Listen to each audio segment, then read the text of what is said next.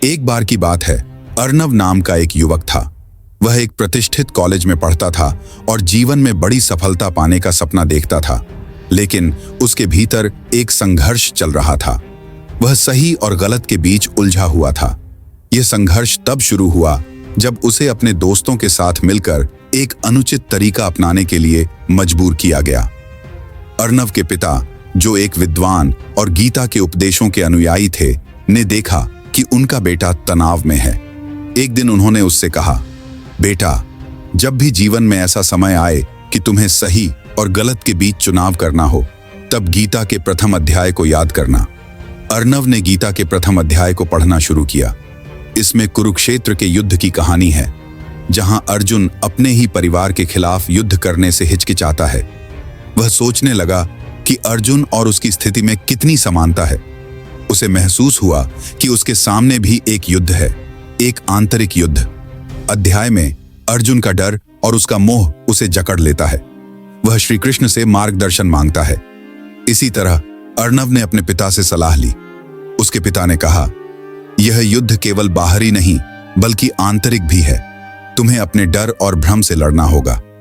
College में अर्नव के दोस्तों ने उसे एक अनुचित योजना में शामिल होने के लिए मना लिया। उन्होंने कहा, अगर तुम हमारे साथ नहीं आए तो हम तुम्हें अकेला छोड़ देंगे। अर्नव पूरी रात बेचैन रहा। तभी उसे अपने पिता की किताब में एक नोट मिला, धर्म की राह कठिन है, पर वही सच्ची विजय का मार्ग है। अगले दिन अर्नव ने दोस्तों को मना कर दिया। दोस्तों ने उसे अपमानित किया और उसका मजाक उड़ाया। लेकिन कुछ दिन बाद कॉलेज में एक बड़ा घोटाला उजागर हुआ, जिसमें अर्नव के दोस्तों का नाम आया। अर्नव का नाम स्पष्ट था, क्योंकि उसने खुद को सही रास्ते पर रखा था। अर्नव को इस अनुभव ने सिखाया कि सही राह पर चलने के लिए साहस और विश्वास की जरूरत होती है।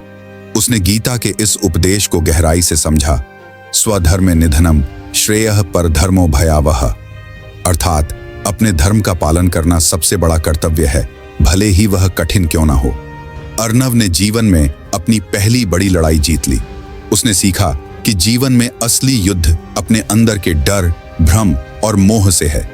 वह अपने अनुभव को दूसरों के साथ साझा करने लगा और युवाओं को प्रेरित करने के लिए एक किताब लिखी, जिसका नाम रखा धर्म का युद्ध।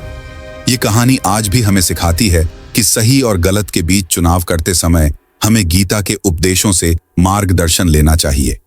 जीवन में चाहे कितने भी सस्पेंस और चुनौतियां हों, धर्म और सच्चाई का पालन ही हमें सच्ची सफलता की ओर ले जाता है।